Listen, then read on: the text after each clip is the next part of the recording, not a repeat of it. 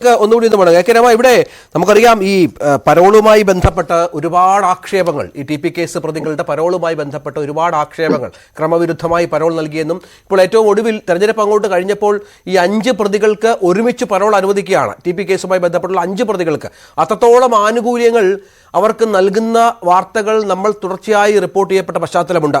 അവർ ജയിലിൽ അനുഭവിക്കുന്ന സുഖസൗകര്യങ്ങൾ നമ്മൾ റിപ്പോർട്ട് ചെയ്തുകൊണ്ട് ജയിലിലെ ഫോൺ വിളി അടക്കം പുറത്തു വന്നാണ്, മാധ്യമങ്ങളടക്കം പുറത്തുവിട്ടതാണ് തെളിവ് സഹിതം. അതൊന്നും റജി ലൂക്കോസിനോട് നിഷേധിക്കാൻ പറ്റില്ല എന്ന കാര്യത്തിൽ യാതൊരു സംശയമില്ല.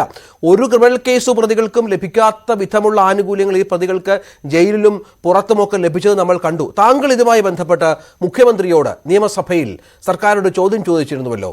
എന്താണ് അതിനുള്ള മറുപടി താങ്കൾക്ക് ലഭിച്ചത്? അങ്ങനെ ഒരു മറുപടി താങ്കൾ കിട്ടിയിട്ടുണ്ടോ? ഈ പരോളുമായി ബന്ധപ്പെട്ട് ചോദിച്ച് നിയമസഭാ സമ്മേളനത്തിൽ ചോദിച്ച ചോദ്യത്തിന് ഏതെങ്കിലും തരത്തിൽ പ്രതികരിക്കാൻ സർക്കാർ തയ്യാറായിട്ടുണ്ടോ? തീർച്ചയായിട്ടും ഒരു നിയമസഭാ അംഗം ഒരു സഭയിൽ ഒരു ചോദ്യം ചോദിച്ചിട്ടുണ്ടെങ്കിൽ ആ സഭാ കാലയളവിൽ തന്നെ അതിന് മറുപടി കൊടുക്കണമെന്നതാണ്. ഇല്ലെങ്കിൽ അതിന്റെ കാരണം തീർച്ചയായിട്ടും സഭയിൽ പറയണമെന്നതാണ്.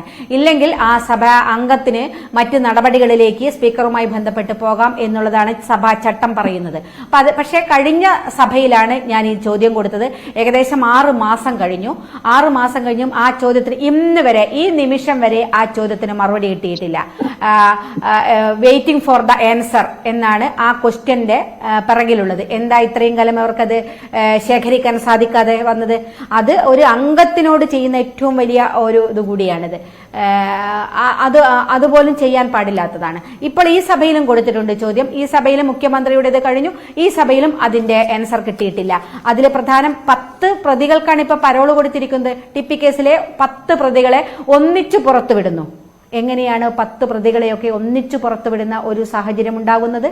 ഇനി 10 പ്രതികളെ വിട്ടിട്ടില്ലേ? ഇല്ലെങ്കിൽ അവർ പറയട്ടെ ഞങ്ങൾ 10 പേരെ വിട്ടിട്ടില്ല എന്നുള്ളത്.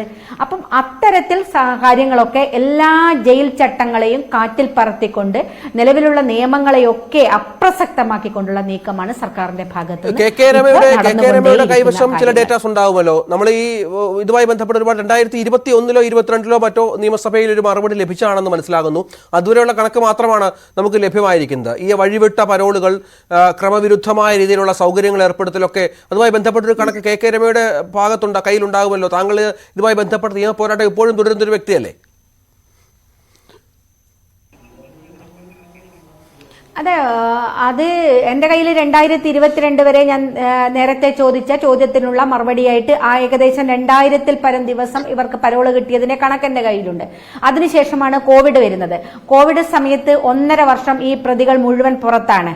എല്ലാ ആളുകളെയും ജയിലിനെ കോവിഡിന്റെ മാനദണ്ഡം വെച്ച് ജയിൽ പ്രതികളെ പുറത്തുവിട്ട സമയത്ത് ഇവരും പുറത്താണ്. അതിനുശേഷവും പല ദിവസങ്ങളിൽ ഇത്തരം പ്രതികളൊക്കെ പുറത്തുള്ളതായിട്ടുള്ള വിവരങ്ങൾ നമുക്കുണ്ട്.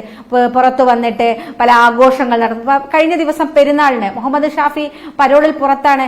എന്നിട്ട് അവിടെയുള്ള ഒരു ഡിവൈഎഫ്ഐ നേതാവിന്റെ ഫേസ്ബുക്കില് അല്ലെങ്കിൽ വാട്സപ്പിലെ സ്റ്റാറ്റസ് എന്താ, പെരുന്നാൾ ആഘോഷ ടീം എന്ന് പറഞ്ഞിട്ട് മുഹമ്മദ് ഷാഫിയും കുട്ടരും ഇരുന്ന് മുമ്പിൽ കള്ളുകുപ്പിയുണ്ട്, അതിനെ വെച്ചിട്ട് ഫോട്ടോ എടുത്ത് സ്റ്റാറ്റസ് ഇടുന്നത് നമ്മൾ കാണുകയാണ്. തൊട്ടടുത്ത കുറച്ച് ദിവസങ്ങൾക്ക് മുമ്പ് പെരുന്നാളപ്പ 4 ദിവസം മുന്നേ അല്ലേ പെരുന്നാൾ നടന്നത്, അന്ന് ആ പ്രതികൾ പരോളിൽ പുറത്താണ്. അപ്പൊ ഇവരൊക്കെ ഇപ്പോഴും പരോളിലൊക്കെ പുറത്താണ്.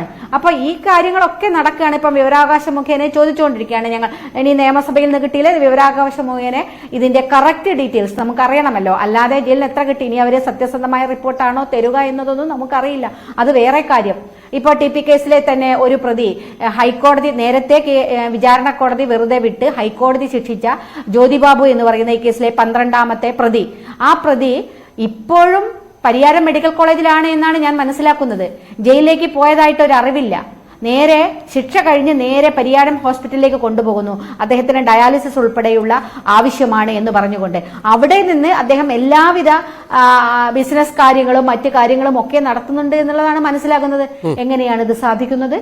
മറ്റേതെങ്കിലും പ്രതികൾക്ക് അങ്ങനെ സാധിക്കുമോ? എന്തേ ടി പി കേസ് പ്രതികൾക്ക് മാത്രം ഇങ്ങനെയൊരു അവസരം ഉണ്ടാകുന്നത്?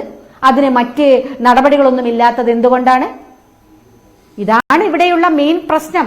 ഇതൊക്കെ പൊതുസമൂഹത്തിന് മുന്നിൽ വരേണ്ടതാണ്, ചോദ്യം ചെയ്യപ്പെടേണ്ടതാണ്.